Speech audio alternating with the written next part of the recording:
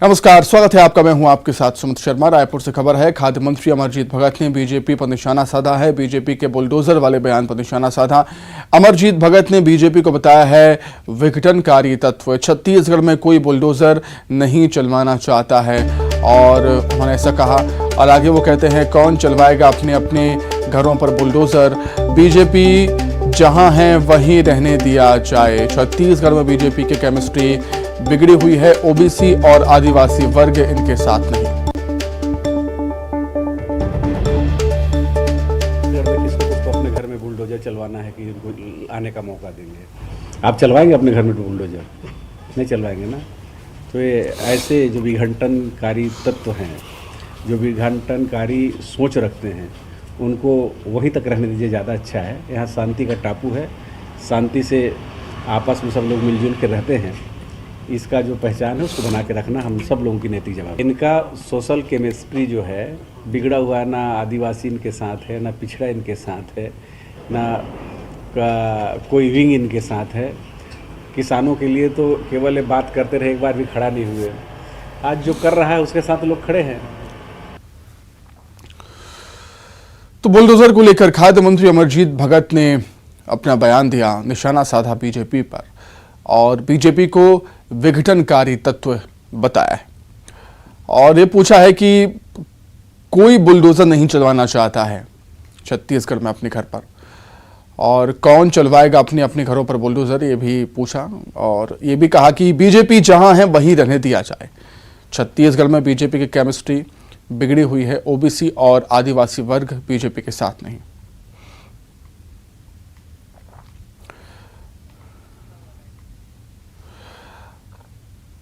चलिए, अधिक जानकारी के लिए हम बातचीत करेंगे। रायपुर से सीधे हमारे सहयोगी युगल तिवारी हमारे साथ जुड़ गए हैं लाइव। युगल, जब से छत्तीसगढ़ में बुलडोजर पॉलिटिक्स की एंट्री हुई है, तब से लगातार राजनेताओं के बयान हमें देखने को मिल रहे हैं और आज खाद्य मंत्री अमरजीत भगत ने भी इसको लेकर बीजेपी को घेर दिया।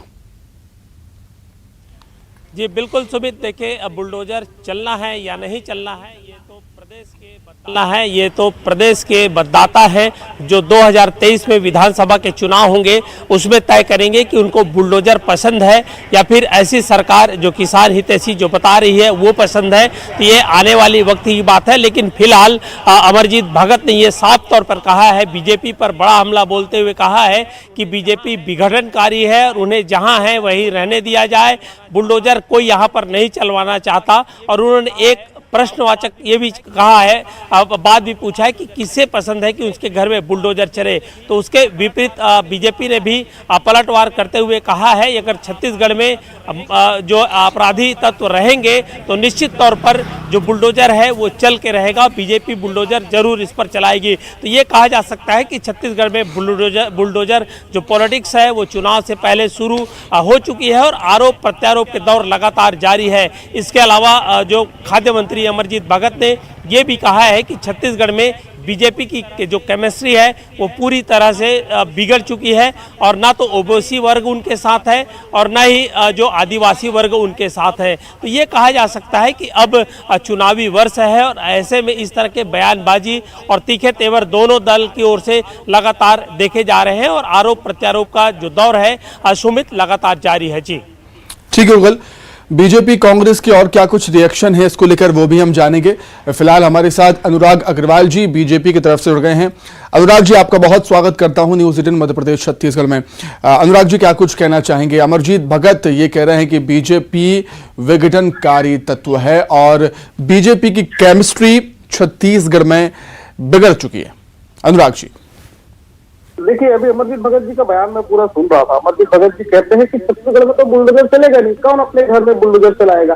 अमरजीत भगत जी अच्छे से जानते हैं कि कोई शौक से अपने घर में बुलडोजर चलाता है, लेकिन जिस प्रकार से उत्तर प्रदेश में दुर्दांत अपराधियों को मारा जा रहा है और दुर्दांत अपराधियों के घर में बुलडोजर चल रहा है, छत्तीसगढ़ में कांग्रेस की 4.5 साल में ऐसी स्थितियां उत्पन्न हो गई है कि यहाँ भी अपराधियों में शासन का भय व्याप्त होना चाहिए। मुझे एक बात बताइए, छत्तीसगढ़ की जनता का पैसा भ्रष्टाचार के नाम पे आप खा लेते हो। हत्या, बलात्कार, अपहरण में छत्तीसगढ़ एनसीआरबी की रिपोर्ट के अनुसार से प्रदेश के टॉप 5 में से। धर्मांतरण में आप ईसाइयों को अवैध धर्मांतरण करने वाले को प्रश्रय देकर आदिवासियों को मरवाते हो, बेमेतरा और कवर्धा में जिहादियों का साथ देकर हिंदू पे अत्याचार करते हो। तो अगर ये सारी चीजें चलेंगी और छत्तीसगढ़ की शांति चीजें खराब होगी तो भारतीय जनता पार्टी की सरकार जब आएगी, तो जैसा हमारे अध्यक्ष माननीय अरुण साहू जी ने कहा है, इन सब आतताइयों के कार्यों पर और घरों पर बुलडोजर तो चलेंगे। अवैध कार्य से जितनी संपत्तियां बनी है कोई ये बर्दाश्त नहीं की जाएगी। छत्तीसगढ़ की जनता का, छत्तीसगढ़िया का पैसा, उनका हक और उनका सम्मान उनको वापस दिलवाया जाएगा। और इस बुलडोजर से कांग्रेसियों को डर क्यों है? जब अमरजीत भगत का बयान देखिए, अमरजीत भगत का चेहरा देखिए, बड़े भयभीत नजर आ रहा है बुलडोजर से। जो गलत काम करेगा उसको बुलडोजर से डरना चाहिए, सही काम करने वालों को बुलडोजर से डरना नहीं चाहिए। अमरजीत भगत जी अच्छे से समझ गए हैं कि चला चली की बेड़ा में उनके कर्मों को जनता समझ चुकी है और उनके कार्यों पे बुलडोजर चलने वाला है और ये तो चल के रहेगा। ठीक है अनुराग जी, इसका जवाब ले लेते हैं धनंजय सिंह ठाकुर जी। धनंजय ठाकुर जी हमारे साथ जुड़ गए हैं। धनंजय जी, आपका भी बहुत स्वागत है न्यूज 18 मध्य प्रदेश छत्तीसगढ़ में। धनंजय जी, अगर छत्तीसगढ़ में गुंडे, बदमाशों, माफियाओं के अवैध मकानों पर बुलडोजर चलेगा तो क्या दिक्कत? देखिए, वो मकान अवैध है ये कौन तय करेगा? कानून तय करेगा ना, न्यायालय तय करेगा ना, संविधान तय करेगा ना। छत्तीसगढ़ में संविधान का राज है, कानून का राज है और यह कानून अपनी मजबूती के साथ काम कर रहा है। अपराधियों में भय कानून का दिख रहा है, जो उनके साथ अन्याय हो रहा है उसको न्याय मिल रहा है। अभी मैं सुन रहा था भारतीय जनता पार्टी के प्रवक्ता को कि योगी जी के शासनकाल में क्या हो रहा है। देश की जनता तो कह रही ना, जंगल राज है उत्तर प्रदेश में, कानून का काम नहीं चल रहा। वहाँ पे अपराधी बेखौफ घूम रहे हैं, अपराधी जो है निडर होकर घूम रहे हैं और कानून सिकड़ी हुई बैठी हुई है।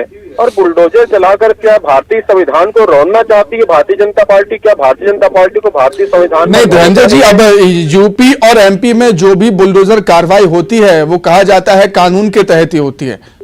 भाई मैं तो आपसे पूछ रहा हूँ ना, ये तय कौन करेगा कि वो अवैध है वैध है? ये न्यायालय तय करेगा, कानून तय करेगा, संविधान तय करेगा कि आप और हम तय कर देंगे?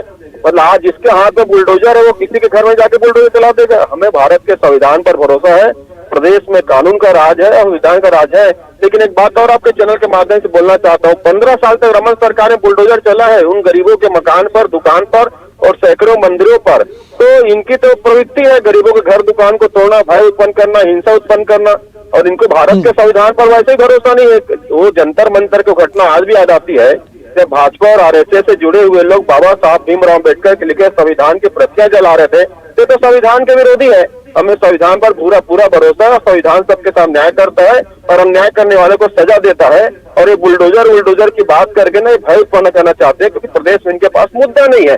बताना मतलब जंगल राज बोल रहा उत्तर प्रदेश में, मध्य प्रदेश जंगल राज है। अगर कानून का भय होता तो अपराधी बेखौफ नहीं घूमते। चलिए ठीक है अनुराग जी, मेरी आवाज आप तक पहुंच रही है?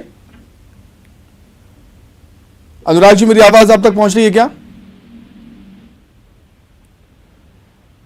तो लगता है अनुराग जी से संपर्क टूटा है हमारा, हम फिर से कोशिश करेंगे।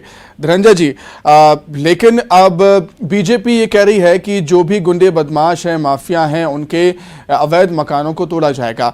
जो एमपी और यूपी में ट्रेंड चल रहा है बुलडोजर की कार्रवाई का, उसी ट्रेंड को फॉलो करने की कोशिश यहां पर बीजेपी की है। तो बीजेपी कहती है इससे कांग्रेस को क्या तकलीफ? हमें कोई तकलीफ नहीं है। मैं तो कह रहा हूँ ना, भारतीय जनता पार्टी पहले अपने जो अवैध नेता जो पार्टी में उसको बाहर तो निकाल ले। कल ही 110 जो पूर्व उग्रवादी है उसको भारतीय जनता पार्टी अपने सदस्य बनाती है। छत्तीसगढ़ की बात कर लो, बृजमोहन अग्रवाल मंत्री रहते, जलके में जिस सरकारी जमीन पर कब्जा करने का आरोप लगा उस पर, पीओमओ में उस पर कार्रवाई नहीं हुआ है।